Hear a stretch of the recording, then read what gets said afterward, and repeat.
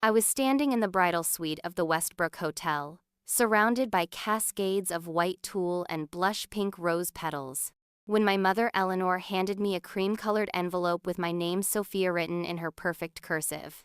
The weight of the envelope felt wrong somehow, too heavy for a wedding card, too formal for a mother's note to her daughter. A wedding gift, she said, her smile not quite reaching her eyes. The green flecks in her irises seemed particularly sharp today, like shattered emerald. Something you should know before you start your new family. There was an edge to her voice I recognized immediately, that carefully modulated tone that always preceded her most calculated moves. It was the same tone she'd used when telling me my high school boyfriend wasn't Hargrove material, or when she'd suggested I reconsider my college major because law is such a confrontational field for someone like you, darling. Inside the envelope were adoption papers. 30 years of lies unfolded in my trembling hands as mascara-stained tears dropped onto the documents. My perfect wedding day. The celebration I'd spent 18 months planning, agonizing over letterpress invitations and hand-calligraphed place cards. Enduring 6 dress fittings and countless arguments about the seating chart suddenly felt like an elaborate stage for my mother's final act of control. The papers were yellowed at the edges, the ink slightly faded. Baby girl Edwards, it read at the top. Birth mother, Catherine Walsh. Father, unknown. And there at the bottom, the signatures of Richard and Eleanor Hargrove, dated the 17th of September, 30 years ago. My chest constricted as I looked up at my mother, her Botoxed forehead smooth despite the tension radiating from her body. Behind her, through the suite's bay window, I could see guests arriving in the garden below. Women in pastel dresses and men in tailored suits, all here to witness what they thought was my fairy tale beginning. Why now? I whispered, though I already knew the answer. Eleanor adjusted the diamond brooch on her lavender mother-of-the-bride dress. I thought you deserved to know the truth before starting your own family, in case there are genetic considerations. Her gaze flickered meaningfully to my abdomen, though she knew full well I wasn't pregnant. The thing is, I'd always known I was adopted. I'd found the papers when I was 16, hidden in my father's study drawer beneath old tax returns. I'd been looking for his credit card to order a prom dress online. One Eleanor had vetoed for being too revealing, though it had merely suggested I had collarbones when my fingers brushed against the legal envelope. I just never told them I knew. For 14 years, I carried their secret, waiting for them to trust me enough to tell me themselves, waiting for them to see me as worthy of the truth. They never did. My bridesmaids' laughter floated in from the adjoining room where they were sipping champagne and helping each other with last-minute makeup touches. I could hear my best friend Mia's distinctive cackle, followed by my younger sister Vanessa's performative giggle, the one she reserved for when she needed to seem charming without actually being amused. I've always considered you my daughter, Eleanor continued, filling the silence with practiced sentiment. This doesn't change anything. But we both knew that was a lie. If it didn't change anything, she wouldn't have chosen this moment when I was literally hours away from taking a new name to reveal it. My wedding wasn't the beginning of this story. It was the culmination of a lifetime of feeling like an outsider in my own family, like I was perpetually auditioning for the role of daughter, never quite landing the part.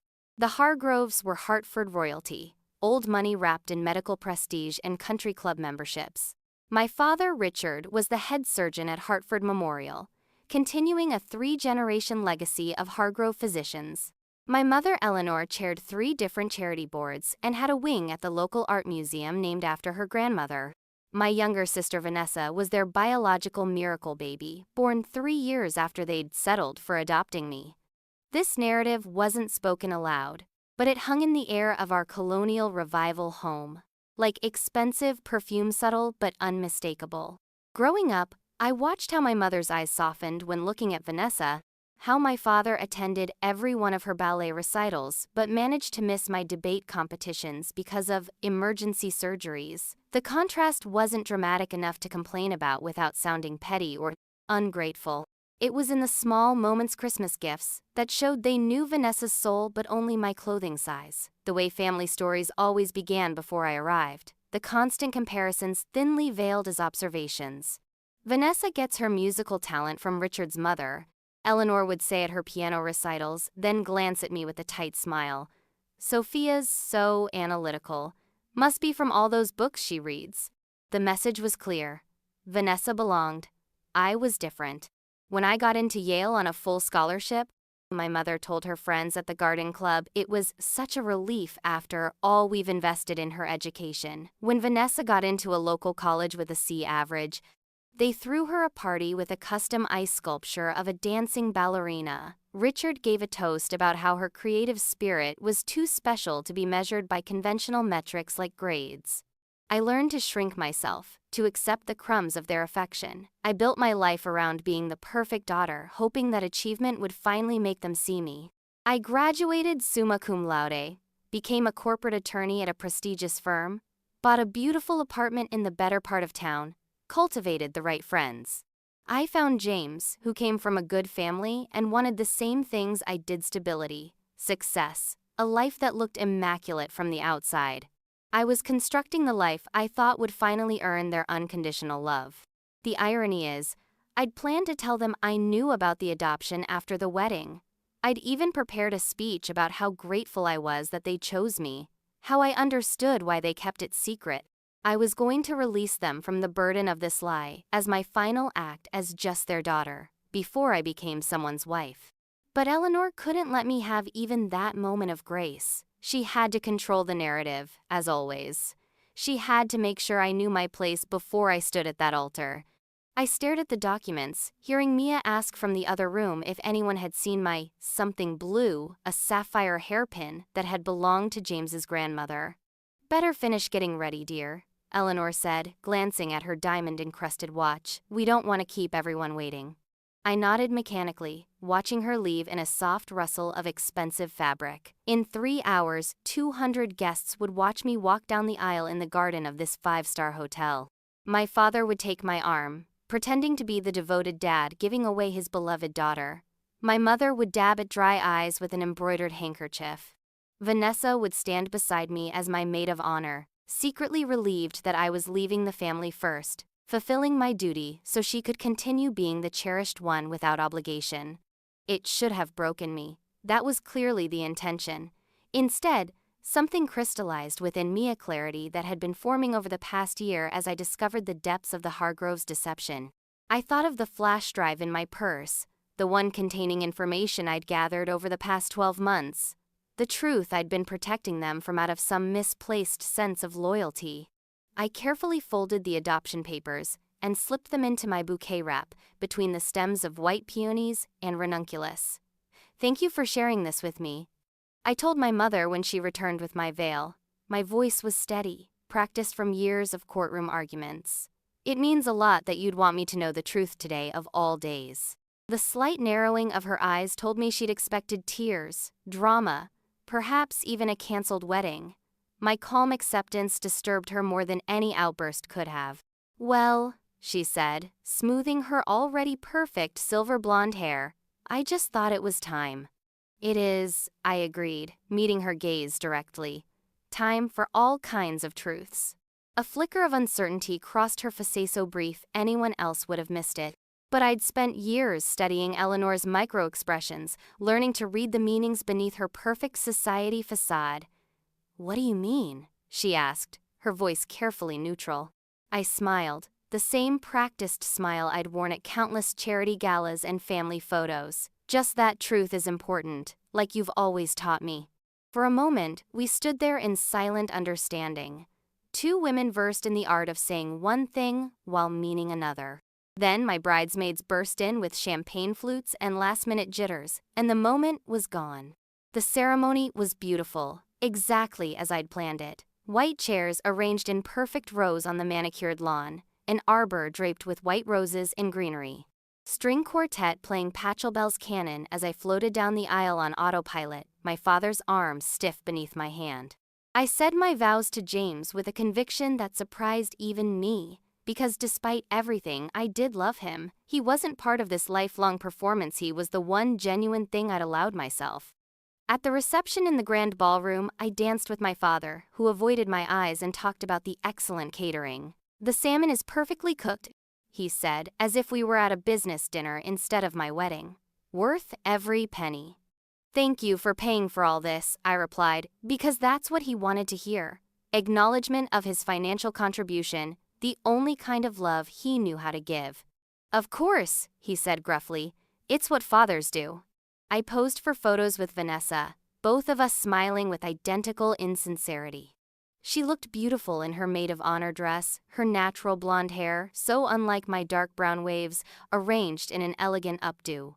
You actually look pretty today, she whispered as the photographer positioned us, almost like a real Hargrove. The comment slid between my ribs like a familiar knife. I'd heard variations of it my whole life. Almost like you belong. Almost good enough. Almost, I agreed, smile never faltering as the camera flashed. Then came the speeches. My father spoke about family legacy, how marriage was the beginning of a new chapter in the Hargrove story, as if my taking James's surname wasn't precisely the point. My mother reminisced about my childhood, carefully editing out anything that might hint at my different origins. She spoke of my Hargrove determination and how I'd always been such a serious child, code for how I'd never quite fit their mold. Vanessa made a joke about always being in my shadow that made our relatives laugh uncomfortably. I mean, how do you compete with a Yale law graduate?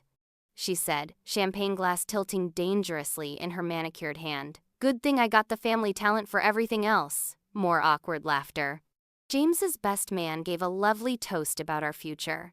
James's father welcomed me warmly to their family, with more genuine affection than I'd felt from the Hargroves in years. When it was my turn, I stepped up to the microphone clutching my champagne flute, the flash drive now tucked into my décolletage. 200 expectant faces turned toward me. James smiled encouragingly from our table, handsome in his tuxedo, unaware of what was about to unfold.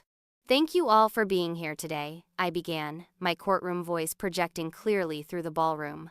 Family means everything to me. The Hargroves taught me so much about the importance of truth, integrity, and unconditional love.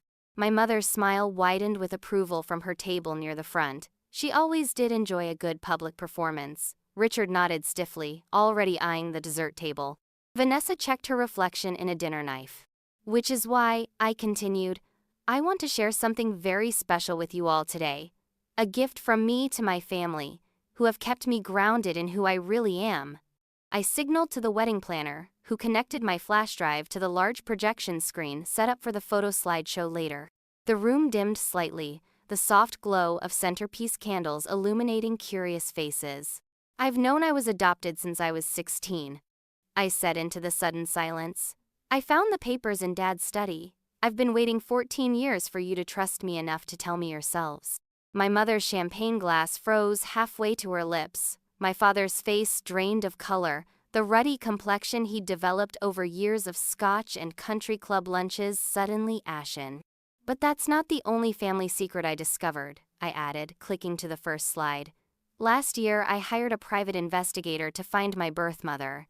The screen displayed a photo of a woman in her 50s, with dark hair streaked with silver, warm brown eyes me eye sand, my smile. She stood in front of a modest home with a garden, looking directly at the camera with a quiet dignity. Gasps rippled through the room. This is Catherine Walsh, I continued, my voice steady despite the pounding of my heart. She wasn't a teenager who made a mistake, as you told your friends, Eleanor. She wasn't a drug addict who couldn't care for her baby, as you implied to Aunt Margaret at my 16th birthday party. I paused, looking directly at my mother.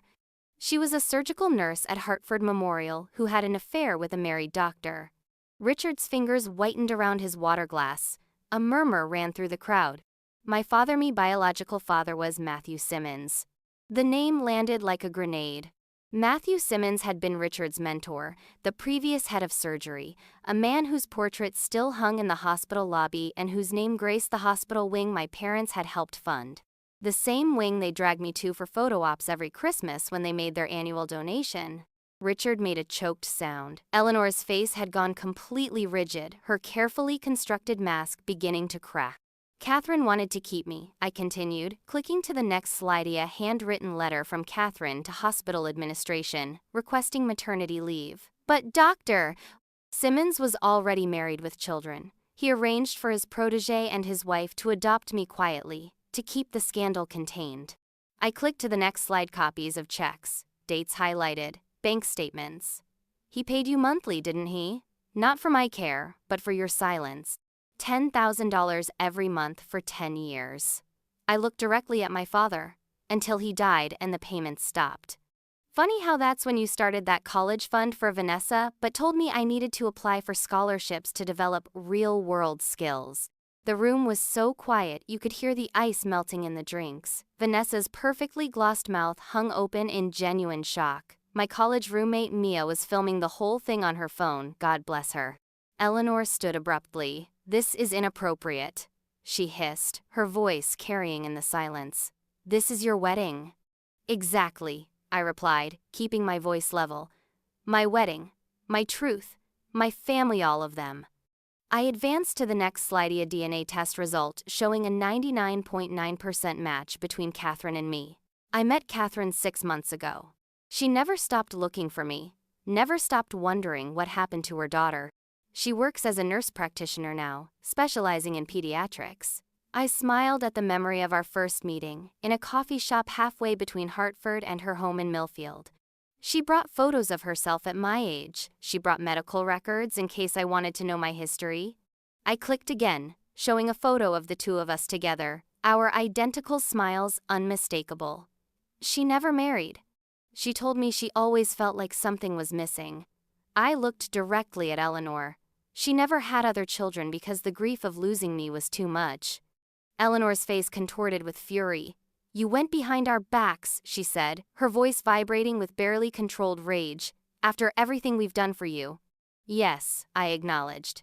"Just like you went behind mine when you forwarded my business plan to Richard's golf buddy last year, the one who launched a competing firm 3 months later with my exact strategy." I hadn't planned to mention that, but the words came out anyway, years of stored grievances finding their outlet. Richard stood now too, placing a restraining hand on Eleanor's arm.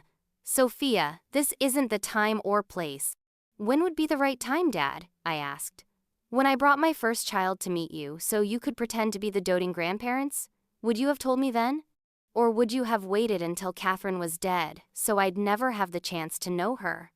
I gestured to a woman standing up at a back table, the same woman from the photos. "She's here today, because I invited her, because she's my mother too." The crowd collectively turned to look at Catherine, who stood with quiet grace, her simple blue dress a stark contrast to the designer labels surrounding her.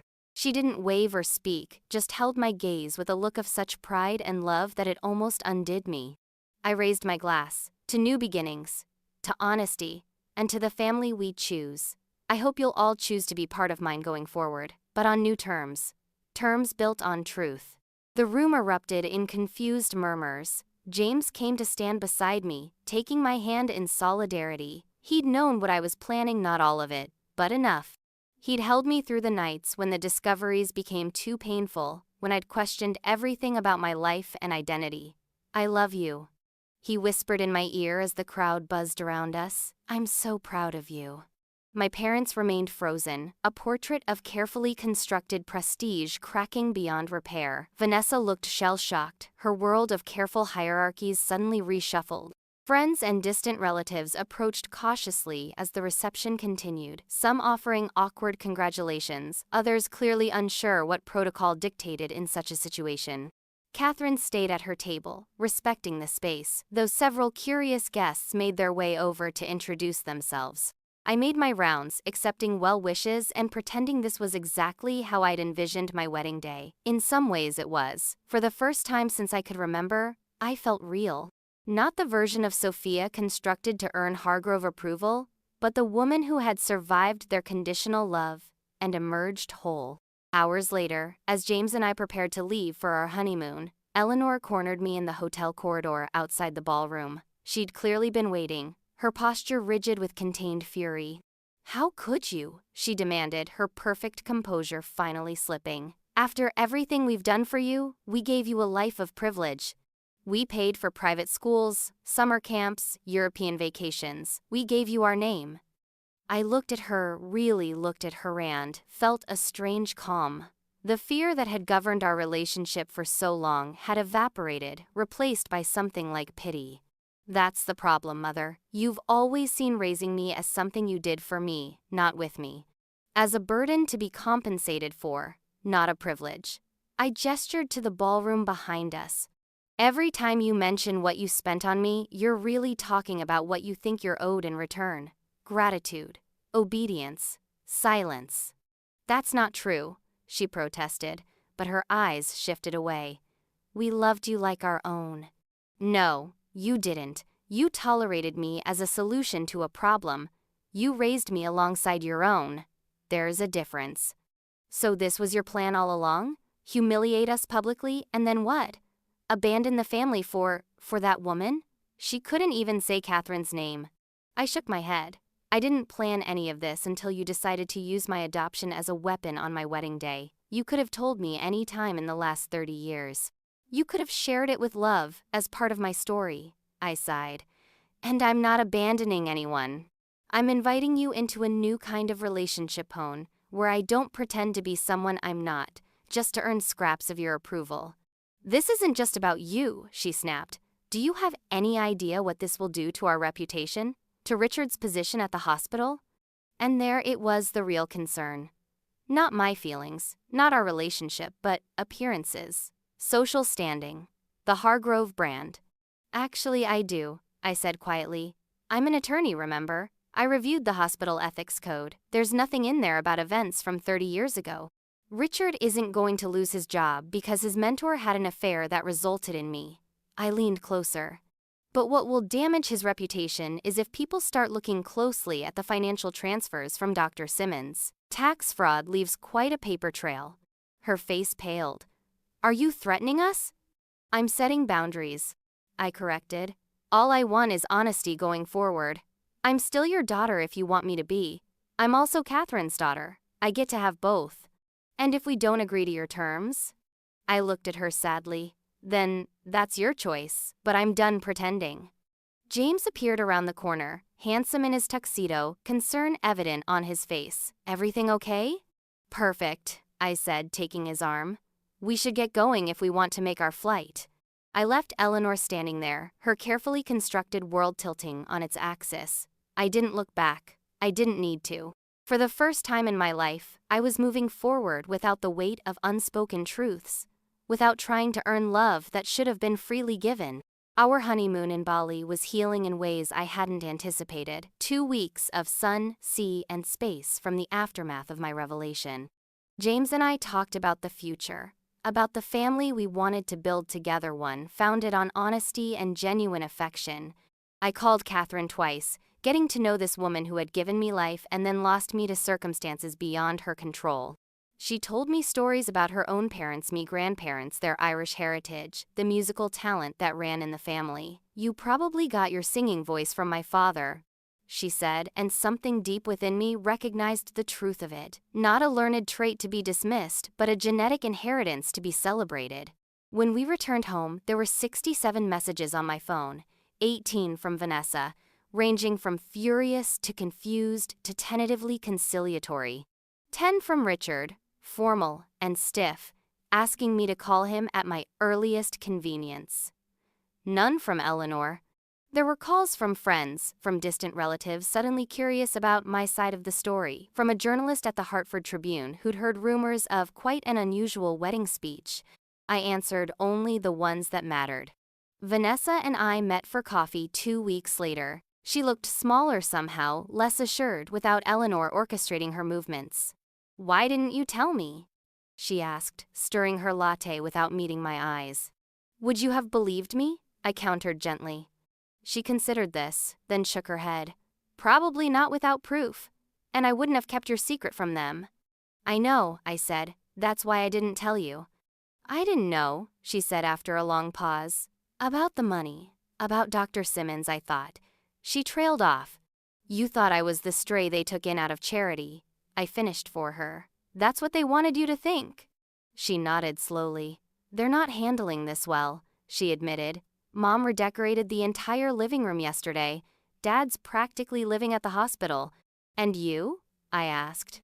She looked up, her blue eyes Eleanor's eyes uncertain.